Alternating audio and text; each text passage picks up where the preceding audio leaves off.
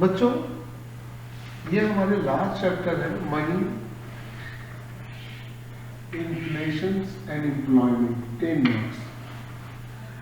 मैं इकोनॉमिक्स के 3 चैप्टर जो बहुत जल्दी करा दूंगा, उसको अच्छे से कवर कर लीजिए ताकि आप आसानी से इको पास कर लीजिए। और इसकी कोई ज़रूरत नहीं है आपको थ्रोली बुक्स पढ़ने की। हम जो जो बात कहते हैं उसको ध्यान रखिए। इसमें से क्वेश्चन हमेशा आएगा और क्वेश्चन नॉर्मल बेस पे रहेगा। एक मनी के बारे में पूछेगा, एक इन्फ्लेशन और एक एम्प्लॉयमेंट। अभी तक जितना भी एग्जाम हुआ बेटा, सब में इन्फ्लेशन और एम्प्लॉयमेंट के बारे में पूछा। मेरे को लगता है कि इस बार मनी कॉन्सेप्ट के ऊपर आ सकता है।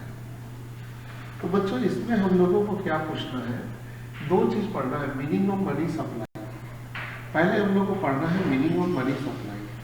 मनी सप्लाई का मतलब होता है वो मनी जो हमारे सर्कुलेशन में है, यानी कि वो हमारे देश के, कंट्री के बाउंड्री के अंदर वो मनी सर्कुलेट हो रही है। और वो सर्कुलेट किससे होगी? हमारे through.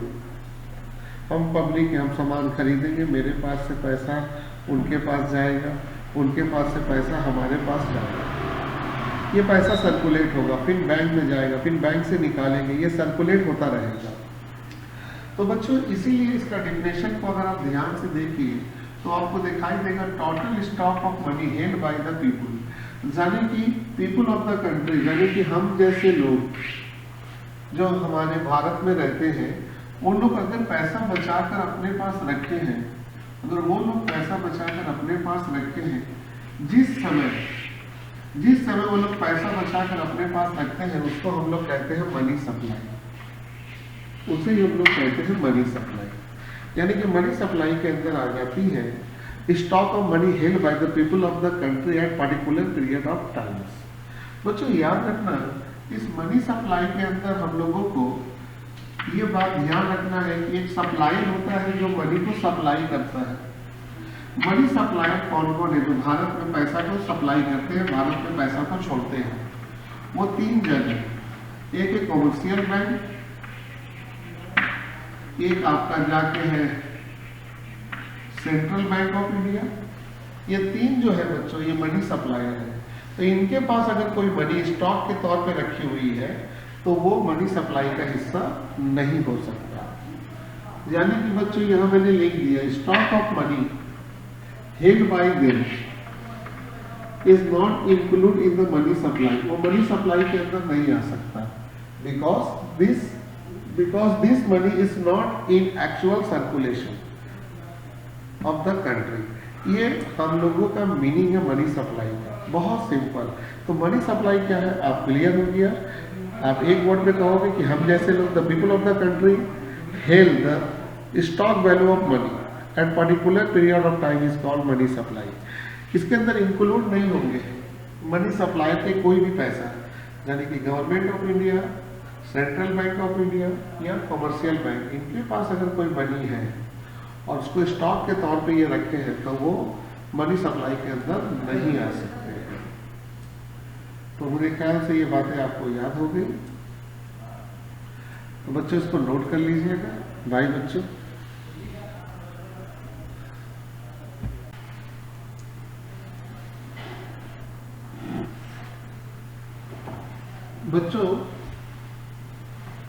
Measurement of money supply. Money supply का मेजरमेंट हम कैसे करेंगे? यानी कि बेटा, हमारे कंट्री में जो सप्लाई हो रही मनी, उसका पता हम कैसे लगाएंगे? सिंपल बात है, हमारे देश में जो मनी सर्कुलेशन में है, जो पैसा हमारे मनी मार्केट में सर्कुलेट कर रही है, उसका पता लगाना। और ये इस बार आने के चांसेस है। इसमें से क्वेश्चन बेटा बहुत अच्छा आता है, 555 करके आता है, और जिसका आंसर भी बहुत आसानी से आप दे सकते हैं। तो बच्चों, सबसे पहली बात है, मेजरमेंट ऑफ मनी सप्लाई में हमको ये पता लगाना है कि जो मनी है वो आपके मार्केट में कितना सर्कुलेट कर रहा है, उसका पता लगाना है। तो बच्चों, देयर आर 4 मेजर है। हम लोग 4 मेजरमेंट करते हैं मनी सप्लाई की। यानी कि हमारे जो इकोनॉमिक्स है, मैक्रो इकोनॉमिक्स, उसमें मनी सप्लाई का मेजरमेंट करने की 4 सिद्धांत रखी गई है, M1, M2, M3 और M4। ये 4 सिद्धांत है, ये 4 टेक्निक है जिसके जरिए हम लोग मनी सप्लाई का पता लगाते हैं। उनमें सबसे पहला है बच्चों M1। बच्चों ये जो M1 है इसमें 3 तरह के आएंगे, C आएंगी, DD आएंगी और OD आएंगी। ये 3 चीज इसमें आएंगी, C, OD, DD और OD। सपोज करो बच्चों हम लोग पब्लिक है और हम अगर पब्लिक है बच्चों तो उसके लिए हमारे पास आएगी C। जनरली तो आप जानते हैं बच्चों जो करेंसी हेल्ड बाय पब्लिक, हर लोग अपने हाथ में पैसा रखना पसंद करते हैं घर में। तो अगर हम लोग अपने हाथ में पैसा रखते हैं, करेंसी रखते हैं, तो करेंसी के तौर पे हम 2 चीज रख सकते हैं, कॉइन और पेपर नोट। यानी कि जो हम लोग के पास पेपर में होती है 10 रुपए का नोट, 500 का नोट, 1000 की नोट। तो बच्चे जो C है, C वो करेंसी है हेल्ड बाय पब्लिक। पब्लिक के पास जो करेंसी रखी हुई है वो कॉइन भी हो सकती है और पेपर नोट भी हो सकती है। ये सभी C1 है और ये M1 में आएंगे। उसके बाद है DD। DD का मतलब होता है डिमांड डिपॉजिट। हम लोग पैसा अपने पास नहीं रख रहे, बैंक के पास गए और डिमांड डिपॉजिट कर दिए। तो यानी कि लोग जो है वो पैसा जमा कर रहे किसके पास, बैंक के पास, लेकिन वो FD नहीं करा रहे, RD नहीं करवा रहे, डिमांड डिपॉजिट। डिमांड डिपॉजिट का मतलब है जब चाहे तब पैसा वो वहां से निकाल सकते हैं बिना किसी रिस्ट्रिक्शन का। तो बच्चों डिमांड डिपॉजिट में 2 ही अकाउंट दिखाई देती है, सेविंग अकाउंट और एक दिखाई देती है करंट अकाउंट। ये दोनों ही डिमांड डिपॉजिट है। इसमें आप जब चाहो तब पैसा विड्रॉ कर सकते हो, मनी इजिली इन कैश। आप चाहो आसानी से पैसा इसमें से ले सकते हो। तो ये हो गई DD। इसके बाद है OD। OD का मतलब है अदर डिपॉजिट। आइए देखते हैं क्या है अदर डिपॉजिट, या इसको बोलेंगे डिमांड डिपॉजिट विद RBI। याद रखिएगा हम लोग पैसा देते हैं कॉमर्शियल बैंक को, मेरा ही पैसा कॉमर्शियल बैंक RBI को दे देती है और उससे GP नोट ले लेती है। तो हमारी पैसा कॉमर्शियल बैंक के पास था और कॉमर्शियल बैंक वो पैसा RBI को दे दिया। अगर मेरे को पैसा का जरूरत पड़ेगा तो हम कॉमर्शियल बैंक से मांगेंगे और कॉमर्शियल बैंक जाकर RBI से वो पैसा मांग लेगा। तो इसीलिए ये जो अदर डिपॉजिट है ये भी आसानी से इन कैश किया जा सकता है, लेकिन ये पैसा कॉमर्शियल बैंक किसको दे चुका है, RBI को। तो यहां मैंने कह दिया कि जो M1 है, M1 सर ये नैरो मनी है। M1 कौन है, M1 एक नैरो मनी है जिसको हम लोग विड्रॉ कर सकते हैं एनी टाइम, कोई भी समय हम इसको विड्रॉ कर सकते हैं बिना किसी रिस्ट्रिक्शन के।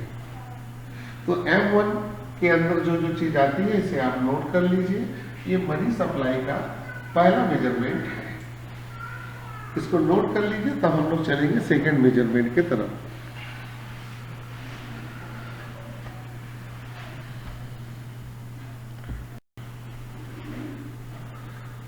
बच्चों अब हम लोग का सेकंड जो है वो है measure of money supply M2।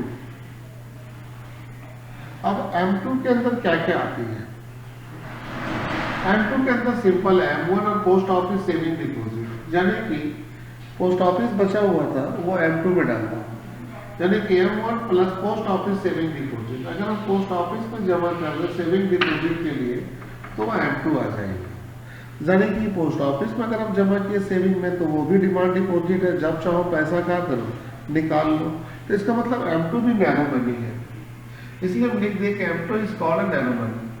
क्योंकि M2 नैरो मनी इसलिए क्योंकि पोस्ट ऑफिस में दे रहे हैं, सेविंग डिपॉजिट में वहां आसानी से विड्रॉ हो जाएगा।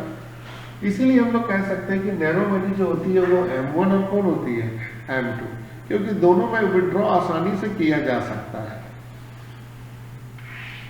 तो बच्चों जो हमारी मेजरमेंट पॉइंट है वो है M2। M2 में M1 आएगा और plus post office saving deposit. इसके बाद बच्चों measurement of money supply M3।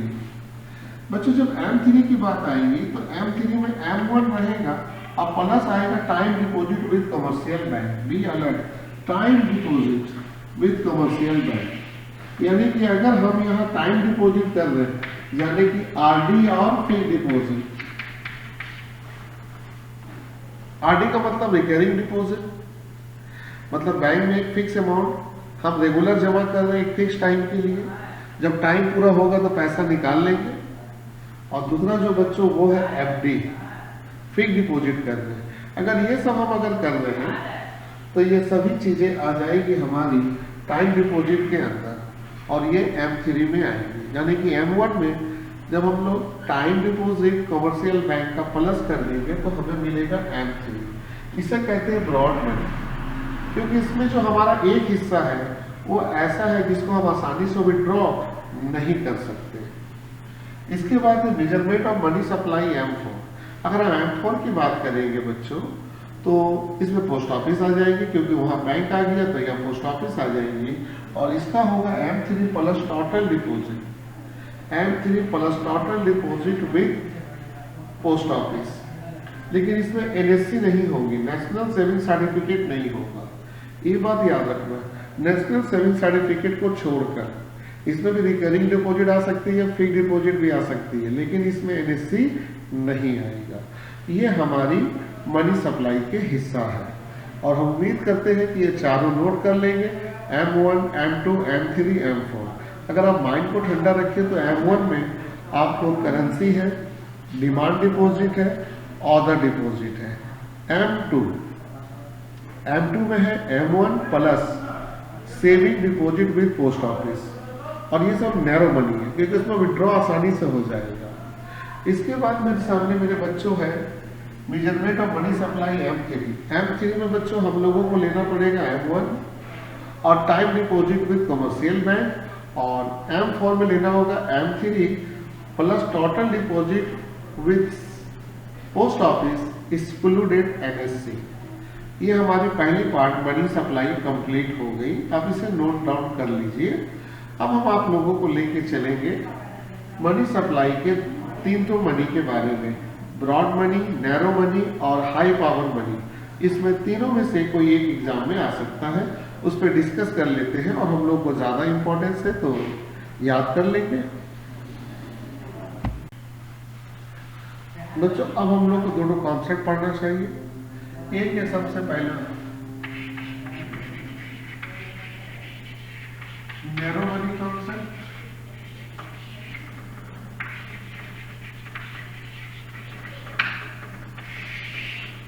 और एक broad money concept.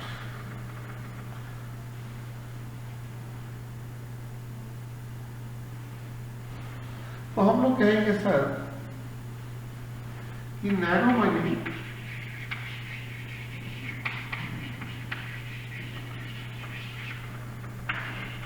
includes coin,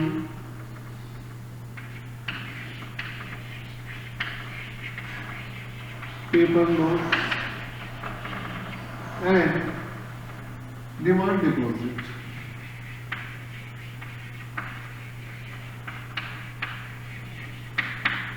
यानी कि नैरो मनी के अंदर आएंगे कॉइन, नैरो मनी के अंदर आ जाएंगे कॉइन, पेपर, नोट्स और डिमांड डिपॉजिट। ये सब नैरो मनी के अंदर आ जाएंगे।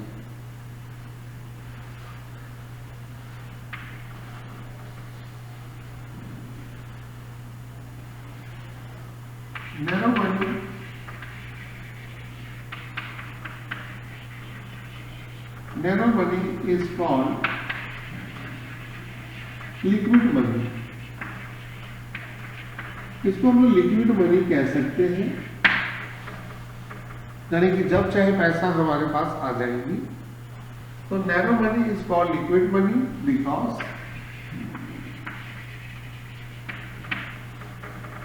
because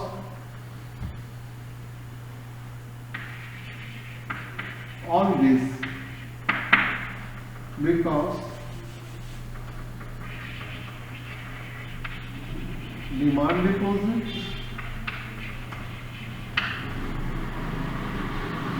can easily converted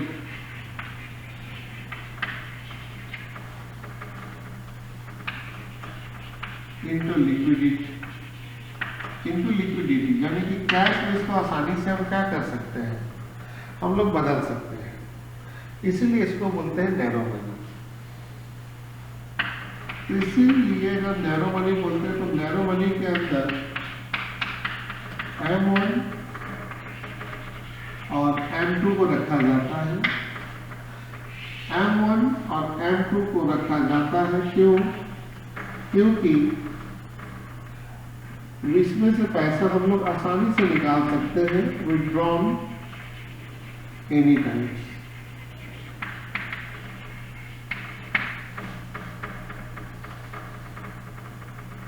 इसके बाद है बच्चों सेकंड कॉन्सेप्ट, और वो है ब्रॉड मनी।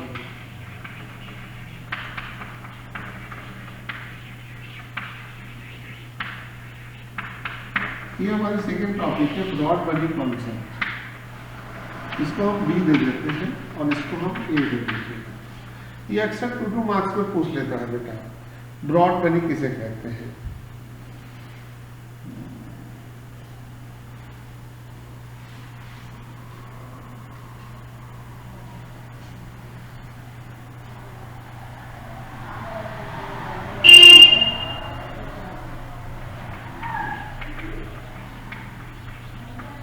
It includes, इसके अंदर हमारे सामने क्या क्या आ सकती है। It includes time deposit, demand deposit, इसके अंदर 2 चीज आ सकती है, टाइम डिपॉजिट और demand deposit. It can be converted into liquidity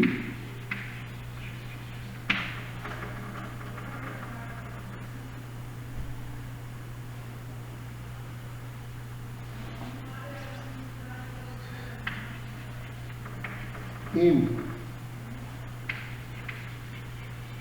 short period of time। Short period of time, कम समय के अंदर, यानी कि इसमें टाइम लगता है, जल्दी नहीं हो सकता। शॉर्ट पीरियड ऑफ टाइम के अंदर हम इसको आसानी से कैश में बदल सकते हैं। उसके लिए हमको नोटिस देना पड़ेगा, notice given to bank and post office.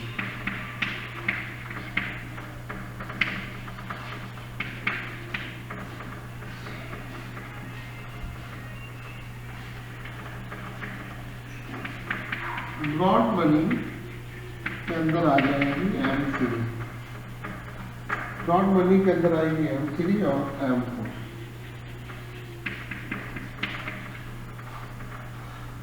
तो बच्चों नैरो मनी और ब्रॉड मनी, ये दोनों को आप अच्छे से रिकॉर्ड कर लो। नैरो मनी को आसानी से हम कैश में कन्वर्ट कर सकते हैं, ब्रॉड मनी को हम आसानी से कैश में कन्वर्ट नहीं कर सकते, उसके लिए थोड़ा टाइम लगेगा, 1 साल 2 साल 3 साल, लेकिन हमें नोटिस देना पड़ेगा और नोटिस देकर हम तब पैसा इसमें कन्वर्ट कर सकते हैं।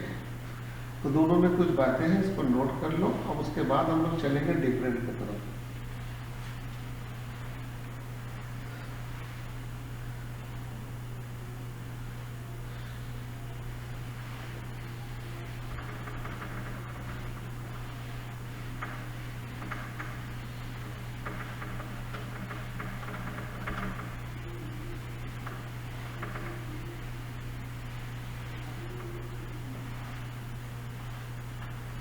अब आते हैं डिफरेंट की तरफ। ये है नैरो मनी,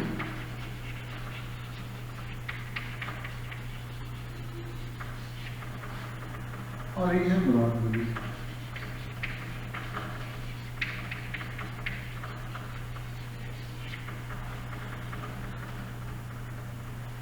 नैरो मनी और ब्रॉड मनी में क्या डिफरेंट है?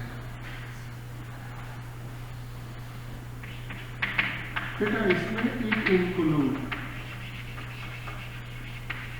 लिक्विड एसिड, इसके अंदर जो आती है लिक्विड एसिड आती है, जिसको आसानी से हम कैश में बदल सकते हैं। It can easily converted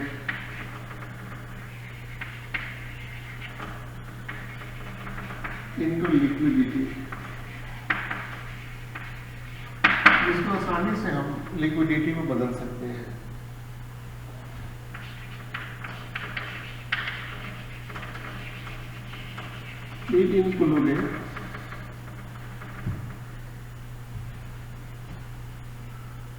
It included both liquid acid, इसमें लिक्विड एसिड भी आती है, and less liquid acid.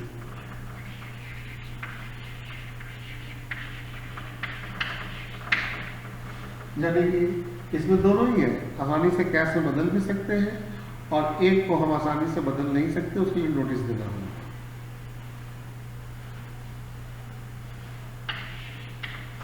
Number दो है कि इसके अंदर क्या क्या आते हैं। It included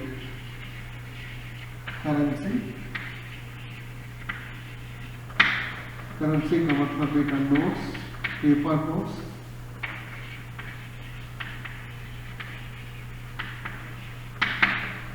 and coin,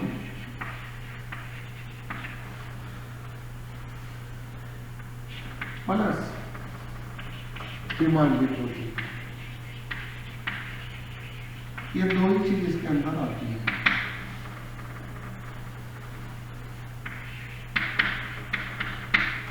It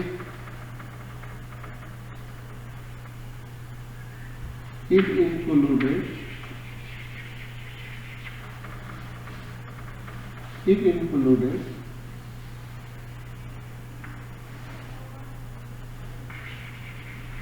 currency plus demand deposit or plus time deposit। ये दोनों ही आती हैं।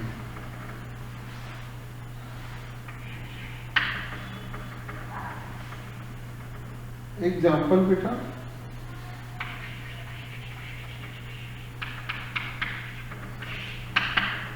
इसमें मेजर ऑफ मनी सप्लाई अगर होती है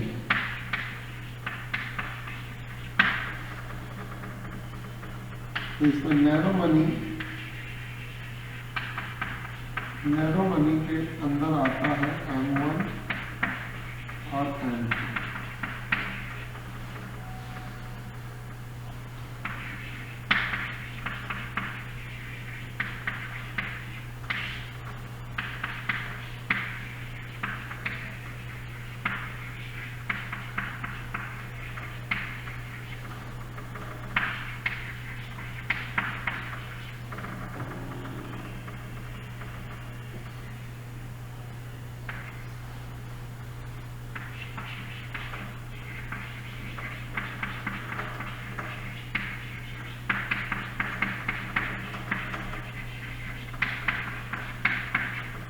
अब इसको अच्छे से नोट कर लीजिए, ये आपका एग्जाम में दे सकता है बच्चों। बाय बच्चों।